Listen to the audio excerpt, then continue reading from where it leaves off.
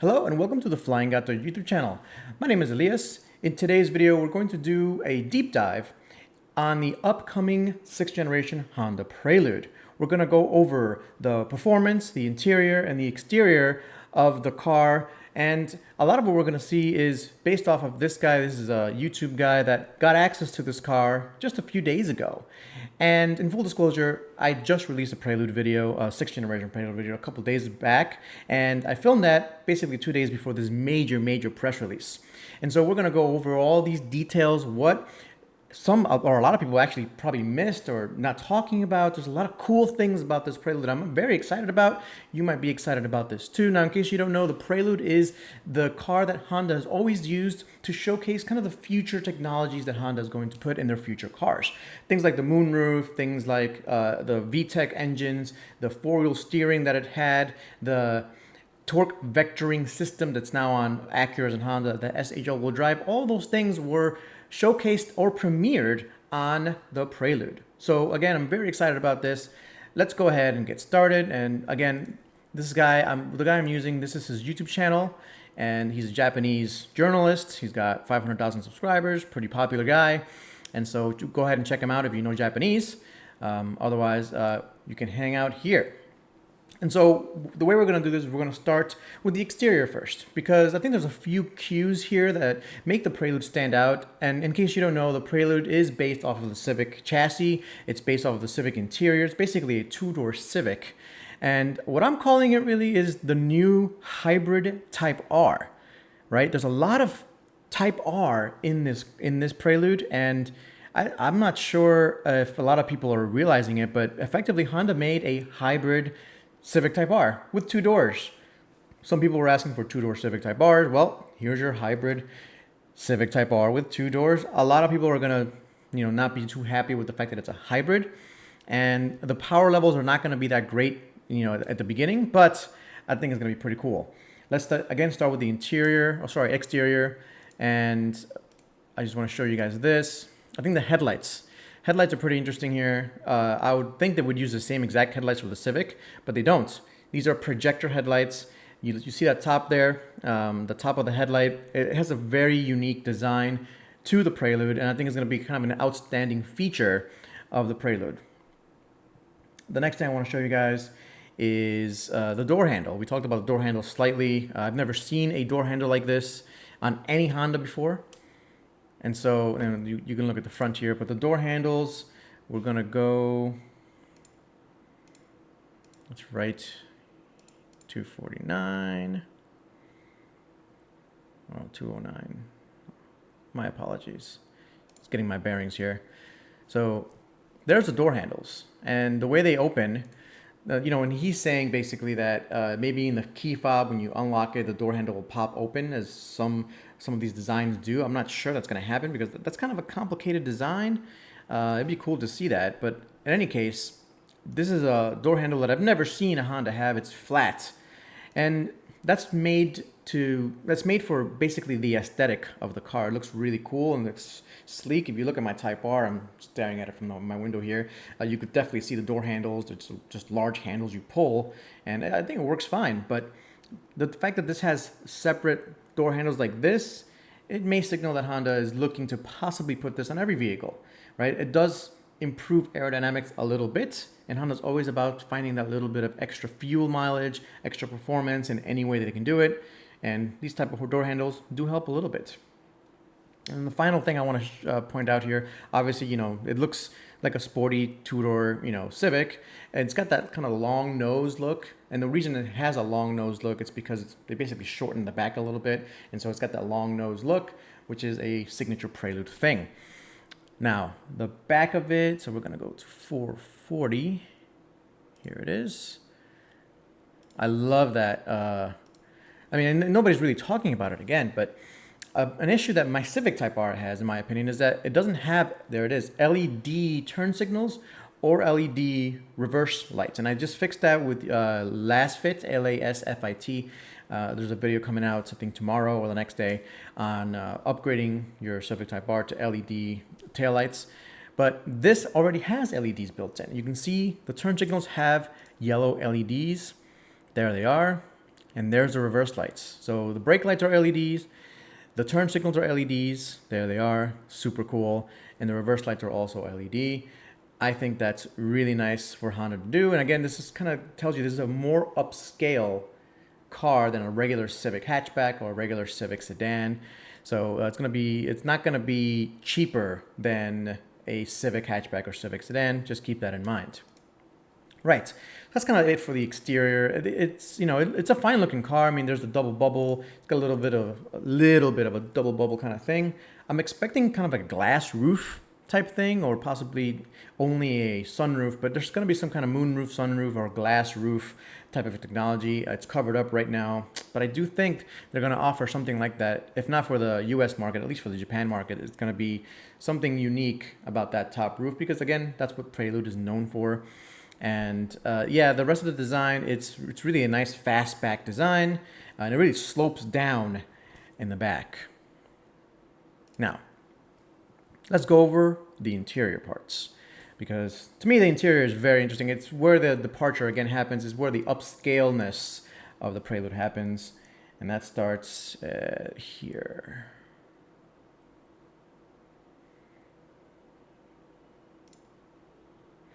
So he's pointing out that there's a mirror. I mean, my car has a mirror too, but it's got a little light, which is slightly more upscale. And pause here because the seats look really cool. He does look at the seat in detail a little bit, but the seats are unique. No Civic that I've seen has these type of seats. They remind me a lot of my Prelude seats that I had in my 5th gen Prelude.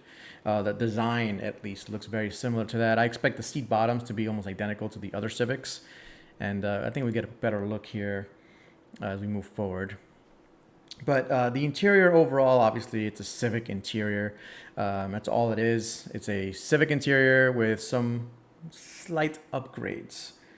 And, you got some piano black touches here. You got some, the HVAC system is just a Civic HVAC system. They covered up the rest of it. There may be a badge or something on here. Because, again, this is the hybrid Type R. So I think the gauge cluster is pretty interesting, because, and I don't know if you guys saw that. Let me do it again. So when it turns on, it shows you the headlights of the car. And they're, again, a special design. They're similar, very similar to my Civic's Type R's headlights, but it's got their own design, especially with those projector headlights. I think those projector headlights are probably in the future going to be on every one of the Honda cars. Figure out those types of projectors are going to be everywhere. They're going to look great. Honda does a really great job at lighting the front of the cars. And so I just wanted to show you guys that. Then you have, this is effectively the exact same gauge cluster as in every Civic. Actually, every Civic, every Honda Pilot, every CR-V has almost the same exact thing, but this is the full digital one. We're again showing you that this is a more upscale car. Now, I don't know what trim level it is. Maybe there's a lower trim level, maybe there's a higher trim level. We shall see. It depends on the market. But right now, this is the exact same gauge cluster as my Civic Type R. This is interesting because this is a departure from how I would expect, right? I was expecting at least a kind of like a stick shift, not a stick shift, but like a shifter. But they instead put the push button transmission that you find in the Honda Pilot, for example. My wife's 2025 Honda Pilot has the same style of shifter. You got everything right there. It saves you space in the interior, but I don't know. In a sporty car, I kind of want a little shifter type thing. I would prefer manual transmission, but that's not going to happen in this car. We'll get to that in the performance side. But the interesting part here is, of course, there's drive modes. And again, every Honda Pilot, again, has drive modes. But this has the S Plus button, which in the Civic Type R would just be a plus R. This is a S Plus. So plus R, S Plus. It's effectively kind of the same thing. And they're really showcasing the electronic shifts of this car, even though it doesn't have a transmission. It effectively has, every car has a transmission, but it doesn't have like gears. It's not a CVT. It's a completely different system. It's effectively almost a direct drive electric motor that's powered by the engine, the gasoline powered engine, and it drives the wheels. And depending on where the engine RPMs are, is how much power the generator has, which is how much power the wheels are getting. We'll get to that when we explain the S Plus shift, but The interior, this is effectively the transmission and how that works. Then you get to something interesting here in a couple seconds is they had a GT mode. Let me see if I can go back to that.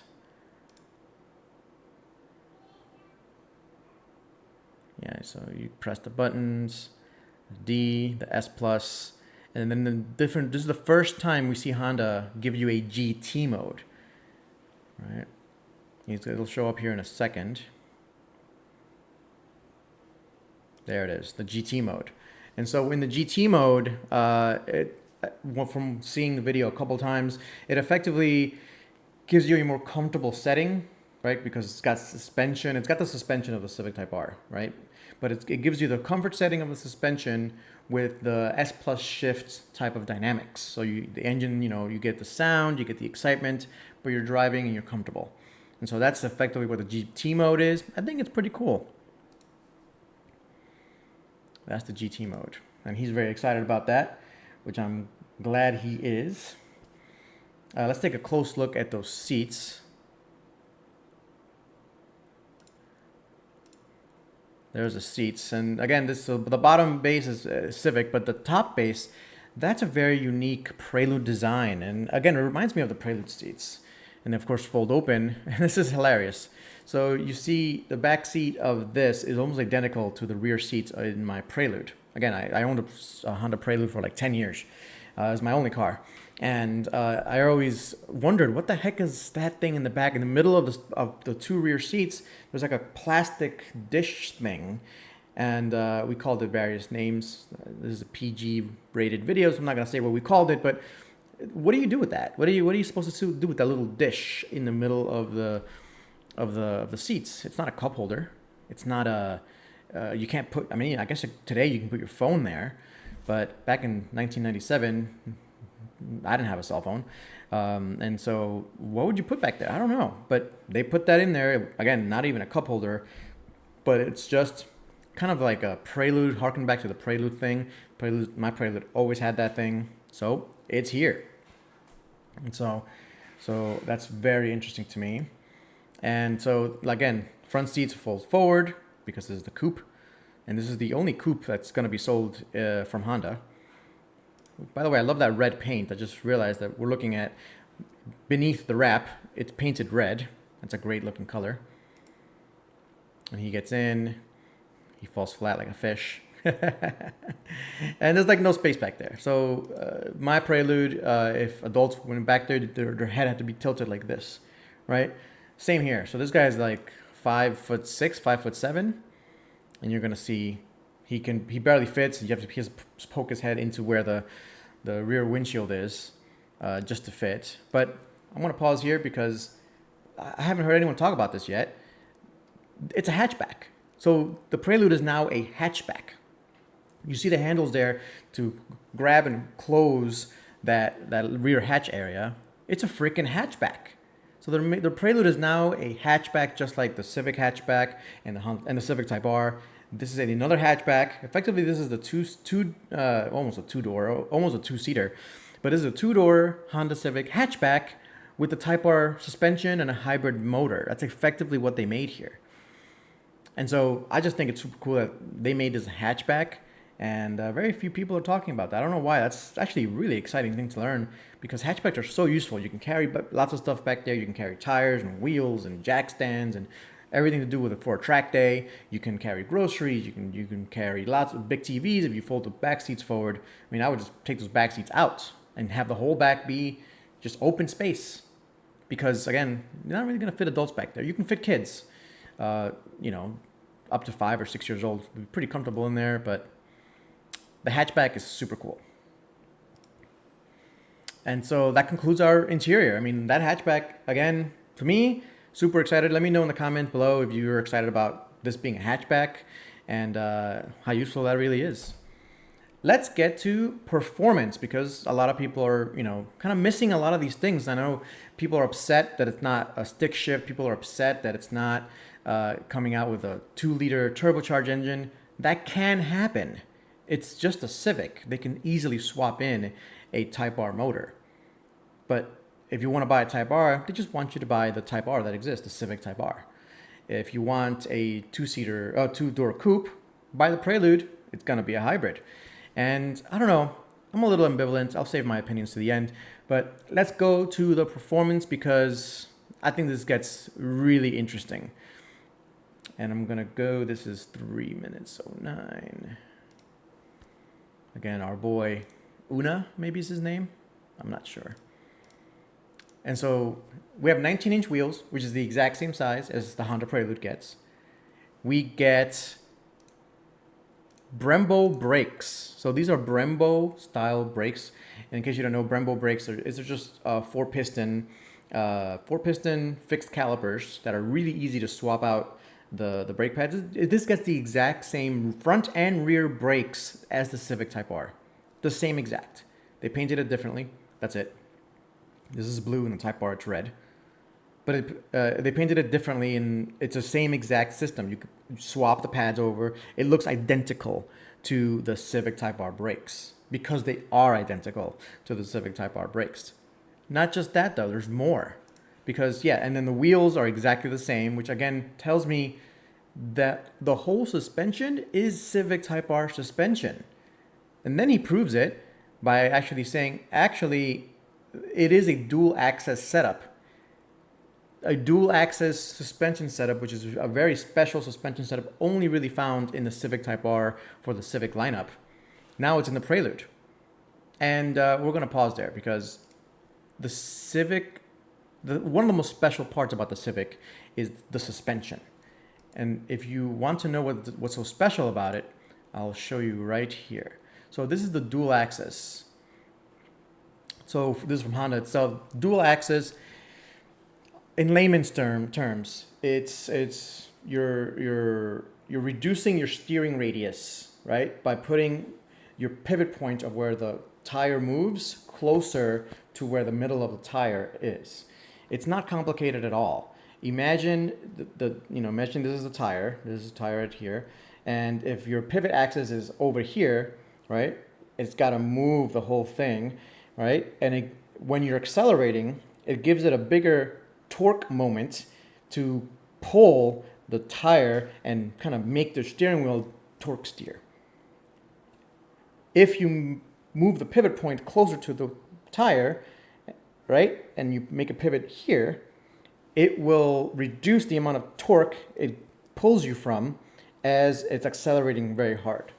So this, in conjunction with the limited slip differential, go a long way to reducing the torque steer that you may feel in a normal car. It also gives you more ability to get camber exactly right, because now you have basically a secondary pivot point that you can move your wheel left and right and get different camber settings depending on what you need, allowing for more performance effectively. And this guy, I like this guy a lot. He basically shows you this. So this guy's Dan Edmonds.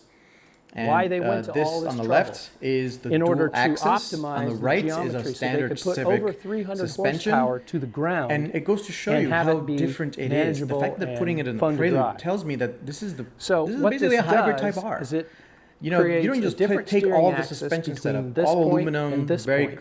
complex compared to the And simple standard they've Civic arranged stuff. the geometry You don't just so put it that in the Prelude willy-nilly. imaginary You put line it goes through the because middle or you're pretty trying to close make to something it special. of the And Honda's trying to make the CV Prelude joint a special here, car. which I'm turns glad they when you are. turn the wheel. And so there's that pivot So point that I'm small talking about. offset That's a reduces separate the pivot point tendency from where the towards torque steer. suspension But it goes goes. beyond that. And if you project that, I think that's pretty powerful. I think that's pretty interesting. And so, again, it's a very special piece of engineering. I'm glad Honda's doing it this way. But yeah, they're taking the Prelude seriously this time around.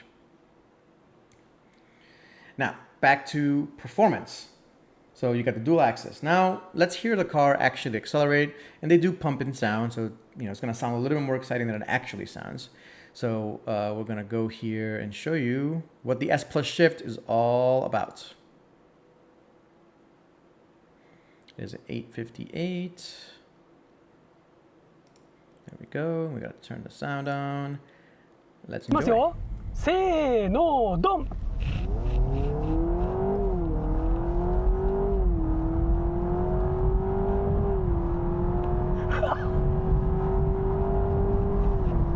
やばい。これさっき私言いませんでしたけれども、S プラスです。 So, what's happening here? Because, like I said, this doesn't have a transmission. It's not a dual clutch transmission. It's not an automatic transmission. The transmissions are replaced by electric motors. And so, what did Honda do? Honda realized that people don't just buy cars to just get around. People also buy cars to enjoy driving. There's kind of like a pleasure thing that people get out of driving cars and driving fun cars. And we're realizing that EVs and hybrids are taking all the fun out of it, because to be the most efficient way to accelerate the quickest using this electric vehicle or battery electric hybrid vehicle is to rev the engine to its maximum torque or power, which is around 6,500 RPMs probably, or 6,000 RPMs, whatever the most efficient power band is. Rev it there and leave it there, because the engine, the gas-powered engine in this car, is effectively a generator. Yes, there is a clutch that can couple the engine to the tires and wheels. That only happens at certain speeds with low loads or semi-low loads, because that's when the engine can start powering a 1-to-1 ratio to start powering the wheels. And again, that happens at higher speeds, and there's a certain point to do that. But for the most part, when you're accelerated from 0 to 60 miles an hour, you're using the electric motor. And so it'd be best to rev the engine to maximum to get the maximum amount of torque, to get the maximum 0 to 60 miles per hour. Honda realizes it's not about getting there fastest. It's about getting there with as much fun as possible. And so to think about that, Honda had to go back to the drawing board and say, okay, how do we take this boring and efficient hybrid system and make it more fun, make it more exciting? And they basically took a computer control and told it, hey, there's shifting points from 60 miles an hour to 100 miles an hour. You have to be in fourth gear or fifth gear. From 30 to 45 or 50, you have to be in third gear. And there's certain speeds and parameters that the computer knows that, okay, with this, we have to simulate that we're in this rev range. And it feels like you're accelerating. And then every time it downshifts, it gives you like a surge. What is that? It basically decouples the electric engine or motor so that you kind of lose power for like a quarter of a second, and then it lowers the revs, and then it goes to max power at that lower rev, which is less torque than you would get at the higher revs. And so basically it's using the inefficiency of a regular transmission and regular combustion engine and forcing it onto a more efficient hybrid system to make it more fun. It's going to be less miles to the gallon. It's going to be less powerful. It's going to be slower than you've just revved it out to the maximum and pinned it with the maximum amount of torque and force. But it's a lot more fun. That is the biggest difference here. And that is what the S Plus shift is. I expect this S Plus shift to probably go on to trickle down to some other sportier hybrid models. And as Honda goes more and more hybrid, I think almost all of the cars that they make are going to be mostly hybrid going forward. I mean, we'll see, but I'm glad that they're thinking about ways to make it more fun. The other parts of the sports mode to show you is over here, 1128. There's one more thing I want to show you.